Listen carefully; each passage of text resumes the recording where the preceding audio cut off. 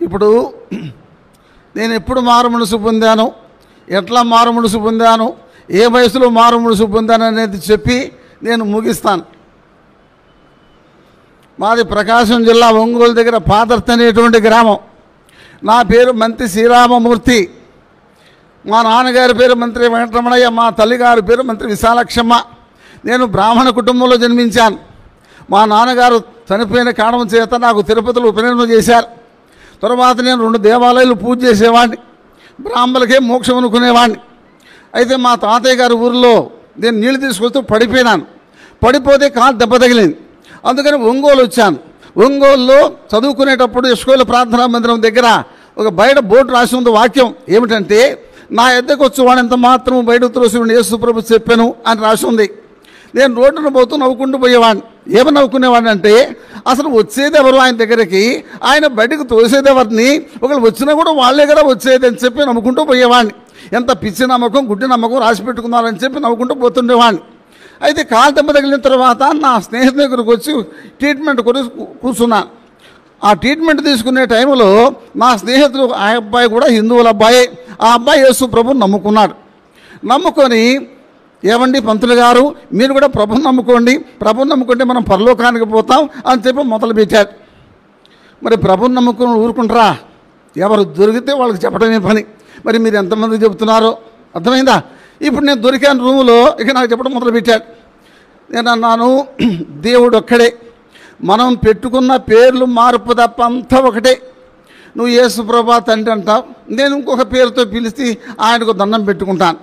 నువ్వు ప్రార్థన చేస్తావు, నేను పూజ చేస్తాను. తేడా ఏమిలే. నీకు భక్తి ఉంది, నాకు భక్తి ఉంది. లేదండి యేసు ప్రభు నిజమైన దేవుడు, ఆయన నమ్మితేనే మోక్షానికి పోతామని చెప్పేవాడు. నేనన్నాను, నువ్వు శూద్రుడివి, నేను బ్రాహ్మణ్ణి. నీకు తిథి నక్షత్రం ముహూర్తం లగ్నం మంచి రోజు నేను చెప్పాలా, నేను చెప్పి నువ్వు వినాలా, నువ్వు చెప్పి నేను వింటమేమిటి అని ఈ విధంగా వాదించేవాడు. సరే, ఒక రోజున ఆయన స్నేహితులు వచ్చాడు. ఆయన స్నేహితులు వచ్చి, ఏమండి మేము విశ్వబ్రాహ్మణం, యేసుప్రభు నమ్ముకున్నాం, మీరు కూడా నమ్ముకోండి అని చెప్పి మొదలుపెట్టాడు. నేను అన్నాను, ఏమండి క్రైస్తవులు ఉన్నారే, తాగుతారు, తిట్టుకుంటారు, కొట్టుకుంటారు, అరుచుకుంటారు. మరి ఏ బ్రాహ్మణ బజార్లో చూడండి తాగటం కానీ, కొట్టుకోవటం కానీ, అరుచుకోవటం కానీ ఉంటుందా? మళ్ళీ మేము ప్రార్థన చేస్తాం, పరలోకానికి పోతామంటారే, మీరు పరలోకానికి ఎట్లా పోతారండి అన్నాను. అప్పుడు ఆయన అన్నాడు, క్రైస్తవులందరూ పరలోకానికి పోరండి, ప్రార్థన చేసే వాళ్ళందరూ పరలోకానికి పోరు, ప్రభువుని నమ్ముకొని మారు మనసు పొందిన వాళ్ళే పరలోకానికి పోతారండి అన్నాడు. సరే, నేనన్నాను, మీరు ఉదయం లేస్తే జీవహింస చేస్తారు కదయ్యా, దేనితో కోసుకొని తింటారు, ఎంత పాపం అది, మీరు ఎట్లా పరలోకానికి పోతారయ్యా అన్న. అప్పుడు ఆయన ఉన్నాడు, దేవుడు ఆహారంగా ఇచ్చాడండి, వాటిని ఇష్టమైతే తినొచ్చు, కష్టమైతే మానేయచ్చు. మన ఆలోచనలు తలంపులు పాపంలోకి నడిపిస్తాయి, ప్రభుని నమ్ముకుంటే పరలోకానికి పోతామండి అన్న. ఆయన అన్నాడు, ప్రభుని నమ్ముకోమన్నాడు. నేను అన్నాను, ఈ వయసులో అంటే ప్రభుని నమ్ముకునేది, అప్పుడు నా వయసు ఎంత తెలుసా? 19 సంవత్సరాలు.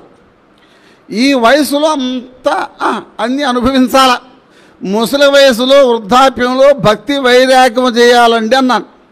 అప్పుడు ఆయన ఏమన్నాడు తెలుసా? ఏమండి, ఒక మంచి మామిడి పండు ఉందనుకోండి, మీకు ఇస్తే సంతోషం, పండంతా నేను తినేసి ఆ మిగిలిపోయింది మీకు ఇస్తే సంతోషం అండి. అలాగే వయసంతా లోకానికి పాపానికి ఇచ్చి ముసలి వయసులో తండ్రి దేవుడు అని చెప్పంటే యేసు ప్రభువుకు మాత్రమే సంతోషం ఉంటుందండి. కాబట్టి చిన్న వయసులోనే ప్రభుని నమ్ముకోవాలండి అన్నాడు. ఇక వదిలిపెట్టడం వల్ల మనిషి ఇక మనలాగా వదిలిపెట్టవాలా?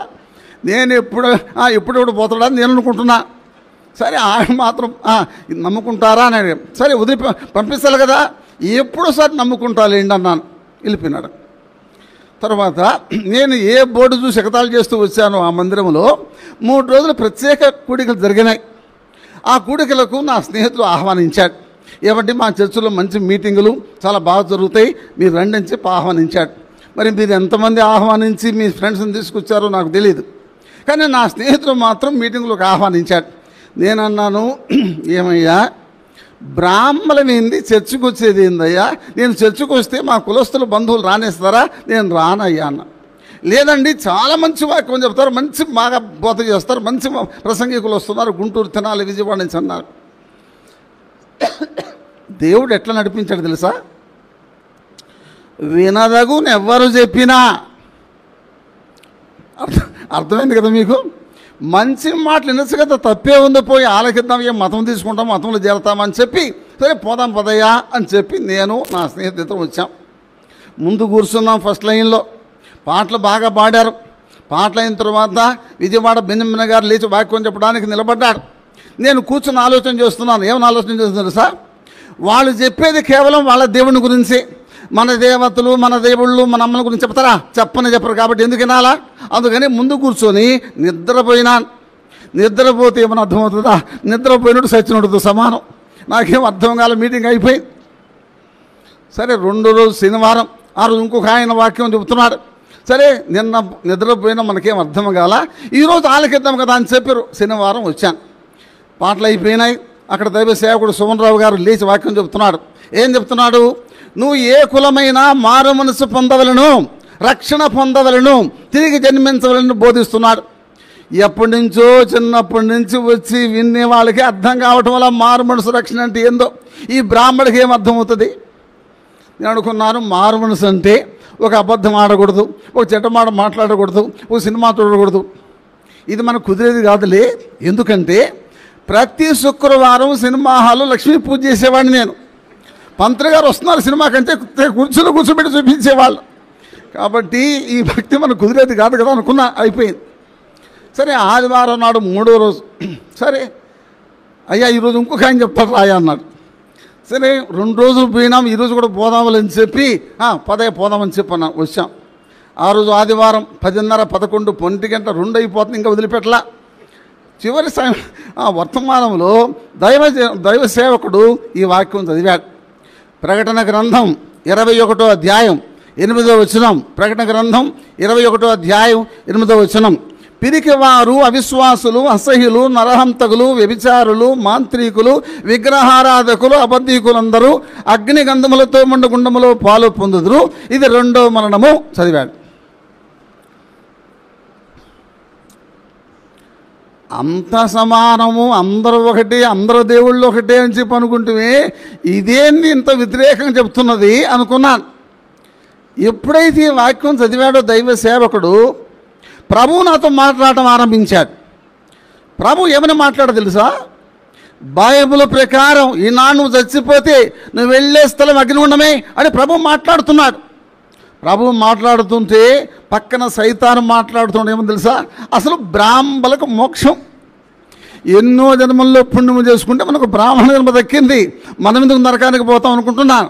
కానీ ప్రభు మాట్లాడుతున్నాడు, బైబిల్ ప్రకారం విగ్రహారాధికులు, అబద్ధీకులు అగ్నిగంధములతో మండుగుండములు పాలు పొందాలి. అంటే మన దేశంలో ఇన్ని కోట్ల మంది విగ్రహారాధన చేస్తూ ఉంటే వీళ్ళందరూ నరకానికి వెళ్ళి ప్రార్థన చేసి వెళ్ళిన పరలోకానికి పోయేది అనుకున్నాను. సరే ఇప్పుడప్పుడే చచ్చిపోతామా, చచ్చిపోయి సూత్రం అనుకున్నా. ప్రార్థన అయిపోయింది. ప్రార్థన అయిపోయిన తర్వాత నా స్నేహితులు నన్ను వదిలిపెట్టలా. ఒంగోలు ఒక సంఘ పెద్ద ఉన్నాడు. ఎటువంటి సంఘ పెద్ద అంటే ఎవరు కనబడతారా వాక్యం చెబుతామని ఉంటాడు ఆయన. ఆయనకు నన్ను పరిచయం చేశాడు నా స్నేహితుడు. ఆయన ఉండయ్యా 2 మాటలు చెప్తారు వింటావా అన్నాడు. సరే చెప్పండి వింటారు, కూర్చోమన్నాడు. ఏవండి మీరు ఎవరన్నాడు? మేము బ్రాహ్మణులం అండి అన్నాడు. ఏవండి పంతులు గారు మీరు ఎప్పుడైనా అబద్ధం ఆడారా అన్నాడు. అబద్ధం ఎప్పుడు ఆడతాం? ఆదివారం, సోమవారమా? ఏం నవ్వుతారేంది? నేనన్నాను రోజు ఆడతాం కదండి అబద్ధం అన్నా. అప్పుడు ఆయన అన్నాడు రోజుకొక అబద్ధం ఆడితే వారానికి ఎన్ని అవుతాయండి అన్నాడు. వారానికి 7, నెలకు 30, సంవత్సరానికి 365. అప్పుడు అడిగాడు, ఏమండి పంతులు గారు మీకు ఊహ తెలిసిన తర్వాత ఇప్పటికి 8,000 అబద్ధాలు తెలుసా అన్నాడు.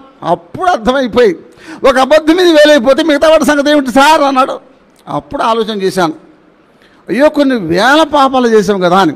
అప్పుడు అడిగాడు, ఏమండి మీరు ఏ దేవుడిని పూజ చేస్తారండి అన్నాడు.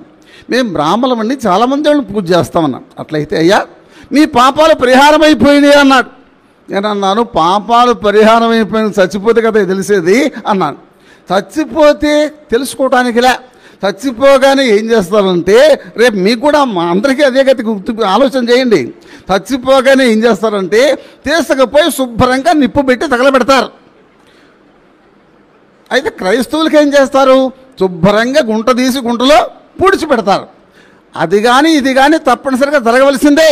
అయితే తర్వాత తెలుసుకోవడానికి ఇలా చచ్చిపోక మునిపే తెలుసుకోవాలండి అన్నాడు. అంటూ అయ్యా మీరు నమ్ముకున్న దేవుడు భూలోకానికి ఎందుకు వచ్చారండి అన్నాడు. నేను నమ్ముకున్న దేవుడు భూలోకానికి ఎందుకు వచ్చారంటే దుర్మార్గులను శిక్షించడానికి, సన్మార్గులు రక్షించడానికి అన్న. దుష్ట శిక్షణ శిష్ట రక్షణ అండి అన్న. ఏమిటంటే దాని అర్థం అన్నాడు. దుర్మార్గుల్ని శిక్షించడానికి, సన్మార్గులు రక్షించడానికంటే మా దేవుడు భూలోకానికి వచ్చింది. అప్పుడు ఏమన్నాడు తెలుసా, అట్లయితే పంతులు గారు మీరు దుర్మార్గులా సన్మార్గులా అన్నాడు. నేను కూర్చొని ఆలోచన చేస్తున్నాను. ఏమని ఆలోచన చేస్తా తెలుసా,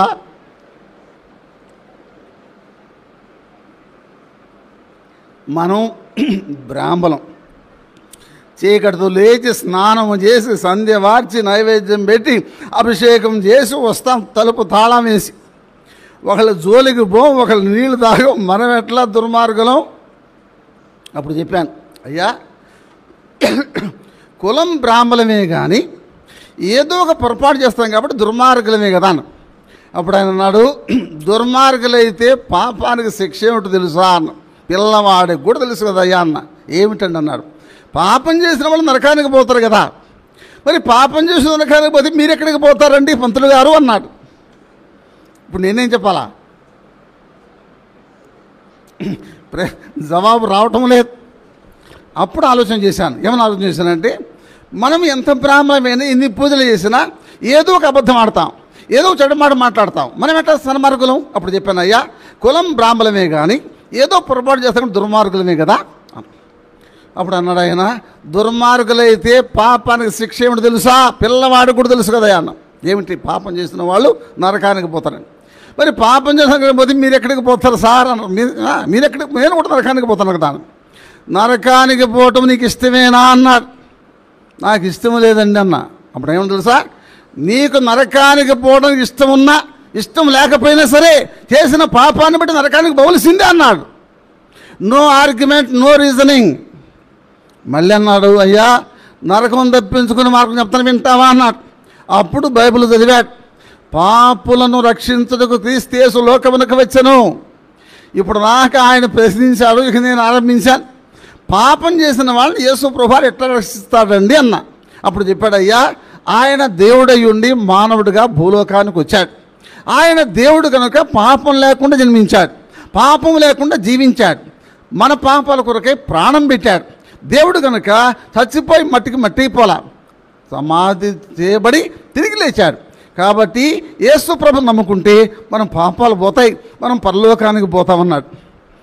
నేను అన్నాను, అయ్యా నువ్వు చెప్పింది బాగానే ఉంది, యేసు ప్రభువుని నమ్ముకుంటే పరలోకానికి పోతాం, నరకం తప్పించుకుంటాం. కానీ యేసు ప్రభువు నా పాపాలు క్షమించాడని చెప్పి నాకు నమ్మకం ఏమిటి, నాకు రుజువేమిటి అని అడిగాను. అప్పుడు చెప్పాడు, అయ్యా ప్రభువు దగ్గర తీర్మానం చేయండి, యేసు ప్రభువా నా పాపాలు క్షమించమని అన్ని పాపాలు ఒప్పుకొని ప్రార్థన చేసుకోండి, ప్రభు మీ పాపాలు క్షమిస్తాడు. మళ్ళీ అబద్ధం ఆడలేరు, మళ్ళీ చెడ్డ మాట మాట్లాడలేరు, మీ జీవితాన్ని మారుస్తాడని చెప్పాడు. అప్పుడు ఆలోచన చేశాను. ఏమని ఆలోచన చేసింది తెలుసా, మనం బ్రాహ్మణం, అనేక మంది దేవుళ్ళు మనం పూజిస్తున్నాము, కానీ మనం పూజించిన దేవుళ్ళలో పాపం లేకుండా జన్మించిన దేవుడెవరు, పాపం లేకుండా జీవించిన దేవుడెవరు, మన పాపాల కొరకే ప్రాణం పెట్టిన దేవుడెవరు, చనిపోయి తిరిగి లేచిన దేవుడెవరు. మనం పూజించే వాళ్ళందరూ కూడా మనలాగానే జన్మించారు, మనలాగానే జీవించారు, మనలాగానే కొంతమంది వివాహాలు చేసుకున్నారు, మనలాగానే కాలంలో కలిసిపోయినారు. అయితే యేసు ప్రభువారు పాపం లేకుండా జన్మించాడు, పాపం లేకుండా జీవించాడు, మన పాపాల కొరకు ప్రాణం పెట్టాడు, చనిపోయి తిరిగి లేచాడు. కాబట్టి యేసు ప్రభు నిజమైన దేవుడన్న సంగతి అర్థమైంది. 1969 సంవత్సరం జూలై మాసం 29వ తారీఖు ఆదివారం సాయంకాలం ఇంటికి పోయి మోకరించారు. అప్పుడు దాకా ఏమున్నది అర్థమైందిగా మీకు, చేతికి దారం ఉంది, ఈ మెడలో దారం ఉంది, ఈ రెండు తీసి ప్రక్కన పెట్టి యేసు ప్రభా నా పాపాలు క్షమించడాని చెప్పి అన్ని పాపాలు యేసు ప్రభా దగ్గర ఒప్పుకున్నాను. ప్రేమగల దేవుడు యేసు ప్రభు నా పాపాలు క్షమించాడు, మొదటి రుజువు ఏంటంటే మనసులో నెమ్మది సమాధానం ఇచ్చాడు. రెండో రుజువు ఏంటంటే మనసు మారిపోయింది. ఒక అబద్ధం ఆడని చినిపించింది, ఒక చెడు మాటలు మాట్లాడని చినిపించింది, ప్రభు మనసు మార్చాడు. మూడో రుజువు ఏంటంటే ఒక బరువు తీసివేస్తే అంత తేలికైపోయి. నాలుగో రుజువు ఏంటంటే ఈనాడు చచ్చిపోయినా పరలోకానికి పోగల నమ్మకం ప్రభు నాకు ఇచ్చాడు. నా జీవితం మారిపోయింది. ప్రభుని నమ్ముకున్నాను, రక్షించబడ్డాను. ఆదివారం నాడు తీర్మానం చేసుకున్నాను. సోమవారం మందిరానికి పోయినాను. అక్కడ దైవ సేవకుడు యోహాన్ గారు నాకు ఒక పాత బైబిల్ ఇచ్చాడు. క్రమంగా మందిరానికి రమ్మన్నాడు. మందిరానికి పోతూ వచ్చాను. తర్వాత 70వ సంవత్సరంలో బాప్తిసం తీసుకున్నాను. దేవుడు నన్ను 71వ సంవత్సరంలో సేవకు పిలిచాడు. 71వ సంవత్సరంలో ప్రభు సేవకు సమర్పించుకున్నాను. 72వ సంవత్సరంలో భక్సింగ్ గారి దగ్గరికి వచ్చాను. అప్పటి నుంచి దేవుని సేవలో ఆయా స్థలాల్లో మరి దేవుని సేవ చేస్తూ ఈ రోజున మీ మధ్య నిలబడడానికి ప్రభు అవకాశం ఇచ్చాడు.